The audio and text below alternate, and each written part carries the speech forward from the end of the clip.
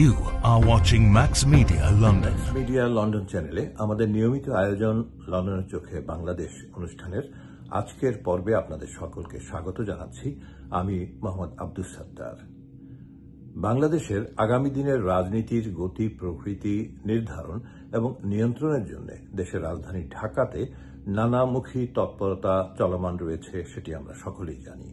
আমরা এটিও আন্দাজ করতে পারি যে আমাদের পার্শ্ববর্তী দেশ ভারতের রাজধানী দিল্লিতেও বাংলাদেশের রাজনীতি নিয়ে সমান তৎপরতা অথবা তার চাইতেও বেশি তৎপরতা এখন বিদ্যমান রয়েছে, চলমান রয়েছে। বিশেষ করে বাংলাদেশের ক্ষমতাচ্যুত প্রধানমন্ত্রী শেখ হাসিনা এখন দিল্লিতে অবস্থান করছেন। তিনি সেখান থেকে দেশের অভ্যন্তরে তার রাজনৈতিক দলের নেতা কর্মীদের সঙ্গে নিয়মিত কথা বলছেন, তাদের সাথে যোগাযোগ রাখছেন এবং দিক নির্দেশনা দিচ্ছেন বিভিন্ন বিষয়ে। এবং গত 29 অক্টোবর তিনি 3টি আন্তর্জাতিক মিডিয়ায় সাক্ষাৎকারের মাধ্যমে তার পরবর্তী রাজনৈতিক অভিলাষ এবং কর্মসূচির কথা অনেকটাই স্পষ্ট করেছেন। সুতরাং ঢাকার পর রাজধানী দিল্লিতেও বাংলাদেশের যে রাজনীতি নিয়ে বিশেষ তৎপরতা, সে বিষয়ে কোনো সন্দেহ পোষণ করা যায় না। বিশ্বের আরও একটি বড় দেশের রাজধানীতেও বাংলাদেশের রাজনীতি নিয়ে ব্যাপক তৎপরতা রয়েছে এবং সেটি আমরা জানি। বাংলাদেশের একেবারে উদ্ভব কাল 1971 মহান মুক্তিযুদ্ধের মধ্য দিয়ে স্বাধীন বাংলাদেশ প্রতিষ্ঠার সময় থেকে বাংলাদেশের রাজনীতি, বাংলাদেশের গতি প্রকৃতি সম্পর্কে বিশেষ তৎপরতা চলে যে দেশের এবং যে রাজধানীতে, সেটি হচ্ছে মার্কিন যুক্তরাষ্ট্র এবং তার রাজধানী ওয়াশিংটন ডিসি। আমরা জানি সকল সময়, প্রতিটি সময়ে, প্রতিটি রাজনৈতিক সরকারের সময় অথবা অরাজনৈতিক সরকারের সময়েও ওয়াশিংটন ডিসিতে বাংলাদেশের রাজনীতির নির্ধারণ এবং নিয়ন্ত্রণের বিষয়টি নিয়ে ব্যাপক তৎপরতা চলে থাকে। ঢাকা, দিল্লি এবং ওয়াশিংটন ডিসি, এই 3টি রাজধানীতে বাংলাদেশের রাজনীতির নানামুখী তৎপরতার সঙ্গে বাংলাদেশের রাজনীতিবিদরা, তাদের অন্তত একাংশ, তাদের শীর্ষ নেতৃত্ব কোনো না কোনোভাবেই সম্পৃক্ত, সে বিষয়টি আমরা বুঝতে পারি। কিন্তু আরও একটি দেশের রাজধানীতে বাংলাদেশের রাজনীতি নিয়ে যে ব্যাপক তৎপরতা চলছে, অনেকটা নীরবে, নিভৃতে এবং অলক্ষ্যে বলা যায়, সে সম্পর্কে আমরা হয়তো খুব কমই খবর রাখছি। সেটি হচ্ছে তুরস্ক বা টার্কি। তুরস্কের রাজধানী আঙ্কারায় বাংলাদেশের রাজনীতি নিয়ে যে ব্যাপক তৎপরতা চলছে এবং সেটি দীর্ঘদিন ধরেই, এই বিষয়টি তেমনভাবে প্রকাশ্যে কখনো আসেনি। কিন্তু আমরা জানি যে বাংলাদেশ জামায়াতে ইসলামীর আমির ডাক্তার শফিকুর রহমান সম্প্রতি 16 দিন ব্যাপী তাঁর বিদেশ সফরের শেষ পর্যায়ে লন্ডন থেকে তুরস্ক গিয়েছিলেন। আঙ্কারাতে তিনি বিভিন্ন কর্মসূচিতে অংশ নিয়েছেন। কিন্তু কি কি কর্মসূচি, কাদের সঙ্গে তিনি সাক্ষাৎ করেছেন, বৈঠক হয়েছে, সেখানকার প্রবাসী বাংলাদেশিদের সঙ্গে তার বৈঠক হলো কিনা, তাদের তিনি কি বললেন, সে সমস্ত বিষয়ে দলটির পক্ষ থেকে কোনো রকমের কোনো বক্তব্য বিস্তারিত খোলাসা করে বলা হচ্ছে না। ম্যাক্স মিডিয়া লন্ডনের তরফ থেকে আজ বুধবার ঢাকায় এবং লন্ডনে জামায়াতে ইসলামীর উচ্চ পর্যায়ের কর্মকর্তাদের সঙ্গে যোগাযোগের মাধ্যমে বিষয়টি সম্পর্কে জানতে চাওয়া হয়। কিন্তু শুধুমাত্র 2টি লাইনেই তাদের বক্তব্য শেষ হয়েছে। সেটি হচ্ছে যে জামায়াতে ইসলামীর আমির আঙ্কারা সফরকালে সরকারি এবং বিভিন্ন প্রাতিষ্ঠানিক কর্মকর্তাদের সাথে গুরুত্বপূর্ণ আলোচনা করেছেন। সেই গুরুত্বপূর্ণ আলোচনাটা কি, সে সম্পর্কে জানতে ম্যাক্স মিডিয়া লন্ডন ব্যাপক চেষ্টা চালিয়েছে।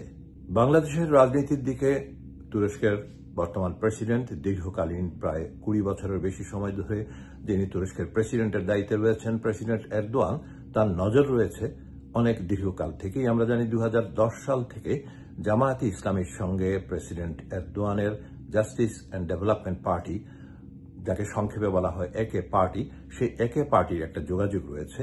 কারণ একে পার্টি নিজেদের মনে করে মডারেট ডেমোক্রেটিক দল এবং তারা জামায়াতে ইসলামীকেও তাই মনে করে। কিন্তু মডারেট ডেমোক্রেসির আড়ালেও তাদের যে একটি ইসলামী ভাবাদর্শের পরিকল্পনা রয়েছে, ইসলামী ভাবাদর্শ প্রতিষ্ঠা, সে অনুযায়ী তাদের রাষ্ট্র ক্ষমতা নিয়ন্ত্রণ এবং রাষ্ট্রীয় কাঠামো সেভাবে গড়ে তোলার যে পরিকল্পনা, তুরস্ক সেখানে এরদোয়ানের পার্টি, একে পার্টি, সে বিষয়টি সাফল্যের সাথেই বাস্তবায়িত করতে পেরেছে।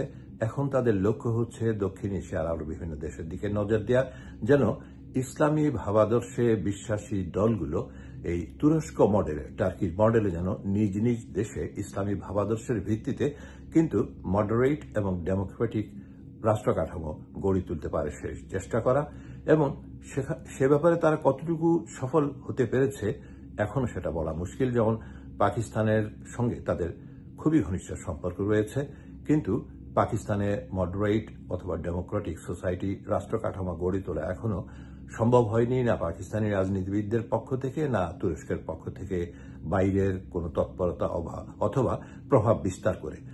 সুতরাং সেটি একটি অন্য বিষয়। আর পাকিস্তানের সাথে ভারতের এই যে মে মাসে যে 4 দিনের একটা খুবই স্বল্পস্থায়ী কিন্তু তীব্র সংঘাত হয়ে গেল, সে সময় তুরস্ক পাকিস্তানকে সর্বাত্মক সমর্থন দিয়েছে। তারা ড্রোন পাঠিয়ে সাহায্য করেছে পাকিস্তানকে, এবং কার্গো বিমানে করে বিভিন্ন সামরিক সরঞ্জামও পাকিস্তানে পাঠানোর ব্যবস্থা করেছে। কিন্তু পাকিস্তানের প্রসঙ্গটি একটু ভিন্ন এখনো পর্যন্ত। আর বাংলাদেশের প্রসঙ্গে যদি আমরা জানি, বাংলাদেশে 1971 সালে যখন মহান মুক্তিযুদ্ধে যারা বিরোধিতা করেছিলেন বলে অভিযোগ এসেছিল, এবং শেখ হাসিনার সরকারের সময় গঠিত ইন্টারন্যাশনাল ক্রাইমস ট্রাইব্যুনালে যাদের বিচার আয়োজন করা হয়েছিল, সে সময় তুরস্কের এরদোয়ান সরকার নড়ে চড়ে বসে। তারা বিষয়টিকে ভালোভাবে দেখেনি। 2010 সাল থেকেই জামায়াতের সঙ্গে তাদের খুবই ঘনিষ্ঠ একটা যোগাযোগ গড়ে উঠছিল, এবং তার পরিপ্রেক্ষিতে 2011 থেকে যখন বিচার প্রক্রিয়া শুরু হলো, 2013তে যখন প্রথম একটি মৃত্যুদণ্ডের রায় ঘোষিত হলো এবং কার্যকর হলো, সর্বশেষে যখন 2016 সালের 11 মে জামাতে ইসলামীর তৎকালীন প্রধান, সে সময়কার জামাতে ইসলামীর আমির মাওলানা মতিউর রহমান নিজামীর মৃত্যুদণ্ড কার্যকর করা হলো, তখন একেবারে বলতে গেলে ক্ষোভে ফেটে পড়েছিলেন প্রেসিডেন্ট এরদোয়ান। পরের দিনই তিনি একটি বিবৃতি দিয়ে বললেন যে এই মৃত্যুদণ্ড কার্যকরার বিষয়টি তারা মোটেই সমর্থন করেন না এবং এটি ঠিক হয়নি। এর কয়েকদিনের মধ্যে আমরা দেখতে পেলাম যে তুরস্ক বাংলাদেশ থেকে তাদের রাষ্ট্রদূতকে প্রত্যাহার করে নিল। তারা ডেকে নিয়ে গেল তাদের রাষ্ট্রদূতকে, যার প্রতিক্রিয়া হিসেবে শেখ হাসিনার সরকারও সে সময় আঙ্কারায় নিযুক্ত বাংলাদেশের রাষ্ট্রদূত আল্লামা সিদ্দিকীকেও ঢাকায় ফেরত নিয়ে এলেন। তখন দুদেশের দ্বিপাক্ষিক সম্পর্ক বলি অথবা কূটনৈতিক সম্পর্ক বলি, সেটি একেবারে তলানিতেই নেমে এসেছিল। তুরস্ক কি জন্য বাংলাদেশের রাজনীতি নিয়ে আগ্রহী হয়ে উঠল এবং কি জন্য তারা জামাতে ইসলামীকে সমর্থন দিচ্ছে, সে কারণ অনুসন্ধান করলে দেখা যায় তুরস্ক তথা বর্তমান যে ক্ষমতাসীন একে পার্টি এবং প্রেসিডেন্ট এরদোয়ান, তারা মনে করেন ইসলামী ভাবাদর্শ বিশ্বের মুসলিম দেশগুলোতে ছড়িয়ে দেওয়া তাদের জন্য একটি গুরুত্বপূর্ণ কাজ, এবং এজন্য যে সমস্ত জায়গায় তারা মনে করেন যে সুযোগ রয়েছে এবং এ ধরনের একটি পরিসর সৃষ্টি করা যেতে পারে, সেখানে তারা কাজ করে চলেছেন বেশ নির্দিষ্ট লক্ষ্য নিয়েই।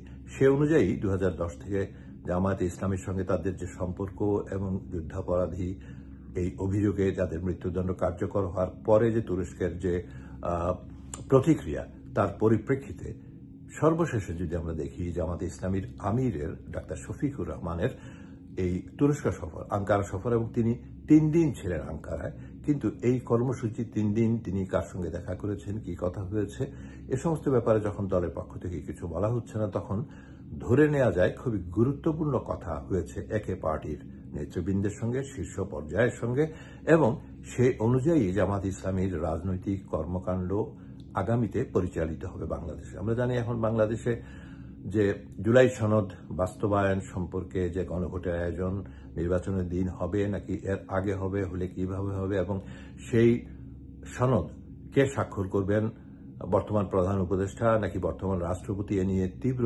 বিবাদ রয়েছে। এই পরিপ্রেক্ষিতে এখন জামাতে ইসলামীর পক্ষ থেকে আরও কিছু সুনির্দিষ্ট পদক্ষেপ হয়তো দেখা যেতে পারে তারা এই তুরস্ক সফরের পর, এবং তার পরিপ্রেক্ষিতে বাংলাদেশের রাজনীতির আগামী শেপ খুব দ্রুত হয়তো বোঝা যাবে। আমরা জানি যে সরকারের পক্ষ থেকে 7 দিনের সময় দেওয়া হয়েছে রাজনৈতিক দলগুলোকে তাদের মধ্যেকার বিরোধ বিবাদ এসবের সুরাহা করে সরকারকে জানানোর জন্য, এবং তার মধ্যে যদি জানানো যায় তাহলে সরকার সেই অনুযায়ী পদক্ষেপ নেবে। না হয় কোনো কিছুই যদি তারা না জানতে পারে রাজনৈতিক দলগুলোর কাছ থেকে, তাহলে সরকার নিজস্ব উদ্যোগে তারা একটি ব্যবস্থা নেবে, পদক্ষেপ নেবে, এভাবে সরকারের তরফ থেকে বলা হয়েছে। এই মুহূর্তে আঙ্কারা সফর করে দেশে ফিরলেন ডাক্তার শফিকুর রহমান এবং তার একটি ইনপুট নিশ্চয়ই থাকবে সরকারের সিদ্ধান্তের উপর, কারণ আমরা জানি এই সরকারের উপর জামাতে ইসলামীর বিপুল প্রভাব রয়েছে এবং সম্ভবত বিএনপির চাইতেও বেশি প্রভাব রয়েছে জামাতের বর্তমান অন্তর্বর্তী সরকারের ওপর। জামাতে ইসলামের সঙ্গে তুরস্কের যে কোনো রকমের যোগাযোগ এই প্রথম হলো ডাক্তার শফিকুর রহমানের আঙ্কারা সফরের মধ্য দিয়ে, তা নয়। গত বছরের 26শে নভেম্বর বাংলাদেশে নিযুক্ত তুরস্কের রাষ্ট্রদূত রামিজ শান তিনি জামাতে ইসলামীর আমির ডাক্তার শফিকুর রহমানের সঙ্গে দেখা করেছিলেন, একটি বৈঠকে মিলিত হয়েছিলেন জামাতের কেন্দ্রীয় কার্যালয়ে। এরপর তুরস্কের সাবেক পার্লামেন্ট সদস্য এবং তুরস্কের প্রেসিডেন্ট এরদোয়ানের সাবেক উপদেষ্টা ইয়াসিন আকতাই চলতি বছরের 27 জুলাই ডাক্তার শফিকুর রহমানের সঙ্গে আরও একটি বৈঠক করেন ঢাকায় তাদের কেন্দ্রীয় কার্যালয়ে। ওদিকে তুরস্কের ডেপুটি পররাষ্ট্রমন্ত্রী বেবিস একিঞ্চি জামাতের আমির ডাক্তার শফিকুর রহমানের সঙ্গে বৈঠক করেছেন 6 অক্টোবর ঢাকায় জামাতের আমিরের বাসভবনে। সে সময় বাংলাদেশে নিযুক্ত তুরস্কের রাষ্ট্রদূত তিনি নিজেও উপস্থিত ছিলেন। এ থেকে বোঝা যায় একটি সার্বক্ষণিক যোগাযোগের কাঠামোর মধ্যেই আঙ্কারা এবং জামাতে ইসলামীর মধ্যে একটি যোগাযোগ ক্রমেই এগিয়ে চলেছে এবং সেটি ক্রমেই ঘনিষ্ঠীয় হচ্ছে। একে পার্টি 2002 সালে প্রথম তুরস্কের ক্ষমতায় আসে নির্বাচনের মধ্য দিয়ে। এরপর একে একে 7টি নির্বাচনে তারা বিজয়ী হয়েছে এবং প্রায় 23 বছর ধরে এখনো তারা ক্ষমতায় আসীন রয়েছে। প্রেসিডেন্ট এরদোয়ান প্রথমে প্রধানমন্ত্রী হিসেবে তার দায়িত্ব পালন শুরু করেছিলেন, পরবর্তীতে তিনি প্রেসিডেন্টের দায়িত্বভার গ্রহণ করেন। রাজনৈতিক অস্থিরতা এবং অর্থনৈতিক দুর্বলতা এগুলোকে কেন্দ্র করে প্রেসিডেন্ট এরদোয়ানের নেতৃত্বে একটি শক্তিশালী ক্যারিসমেটিক নেতৃত্বের অধীনে একে পার্টি নির্বাচনী ক্যাম্পেইন করে তারা নির্বাচনে বিজয়ী হয় এবং এখনো জনমনে তাদের সেই প্রভাব ধরে রাখতে পেরেছে। এই যে রাজনৈতিক পলিসি আমরা যদি খুঁজে দেখতে চাই তাহলে জামাতে ইসলামী রাজনৈতিক পলিসির মিল পাওয়া যাবে। যেমন শক্ত সামাজিক সমর্থন, শুধুমাত্র মুসলমানদের মধ্যে নয়, নানা সম্প্রদায়ের নানা ধর্মাবলম্বীদের অথবা সংখ্যালঘুদের নিয়ে একসাথে একটা ডাইভার্স ইউনিটি গড়ে তোলা এবং বড় ব্যবসায়ীদের আশ্বস্ত রাখা, মাঝারি এবং ক্ষুদ্র ব্যবসায়ীদেরকেও সাথে রাখা, তাদের জন্য বিভিন্ন সুবিধা দেওয়া, খুবই সুবিধাজনক পাবলিক ট্রান্সপোর্টের ব্যবস্থা করা, পাবলিক ট্রান্সপোর্ট খুব সুগম করা, শ্রমজীবী এবং মধ্যবিত্তদের মধ্যে তাদের নিজেদের আবেদন গড়ে তোলা এবং খুবই কার্যকর একটি ইলেকশন ক্যাম্পেইন। এভাবে করে একে পার্টি তারা ক্ষমতা করায়ত্ত করেছিল 23 বছর আগে এবং এখনো তারা ক্ষমতা ধরে রাখতে পেরেছে। এখন জামাতে ইসলামী কি একই পথেই হাঁটছে এ বিষয়ে সন্দেহ করার তো কোনো কারণ নেই। বিশেষ করে তাদের যে সর্বসাম্প্রতিক গত বছরের আগস্টের পর থেকে এ পর্যন্ত তুরস্কের সরকারি তরফে সরকারি উচ্চ পর্যায়ের যে ব্যক্তিত্ব তারা যখন ঢাকায় এসে জামাতে আমিরের সঙ্গে সাক্ষাৎ করেন, বৈঠক করেন এবং সর্বশেষে জামাতে আমির তুরস্ক সফর করে এসেছেন, 3 দিন তিনি সেখানে ছিলেন। সুতরাং আমরা এটা ধারণা করতে পারি যে তুরস্কের মডেলে একটি তাদের যে গ্লোবাল ইসলামিক মুভমেন্ট তার আওতায় বিশ্বজুড়ে একটি ইসলামী ভাবাদর্শ ভিত্তিক মুসলিম রাষ্ট্র ব্যবস্থা কায়েম করার জন্য যে পরিকল্পনা অথবা ইচ্ছা সেই অনুযায়ী কাজ এগিয়ে চলেছে। ক্ষমতার খুব কাছাকাছি এসে বিএনপি যেমন তীরে এসে তরি ডুবাতে চায় না, তেমনি জামাতে ইসলামীও স্বাধীন বাংলাদেশের 54 বছরের ইতিহাসে ক্ষমতার খুবই কাছাকাছি চলে এসেছে। তারাও নিশ্চিতভাবেই তীরে এসে তরি ডুবাতে চাইছে না। দেখা যাক ঢাকা, দিল্লি এবং ওয়াশিংটনের সমর্থন কলাকৌশলের পাশাপাশি আঙ্কারার সমর্থন কলাকৌশল পরিকল্পনা জামায়াতে ইসলামীকে বাড়তি সুবিধা দিতে পারে কিনা, যে মুহূর্তে এই বাড়তি সুবিধাটুকু যখন এই মুহূর্তে বাংলাদেশের অন্য কোনো রাজনৈতিক দলের নেই। ম্যাক্স মিডিয়া লন্ডনের নিয়মিত আয়োজন লন্ডন চোখে বাংলাদেশ অনুষ্ঠানের আজকের এখানেই সমাপ্তি। চোখ রাখুন আমাদের আগামী পর্বে।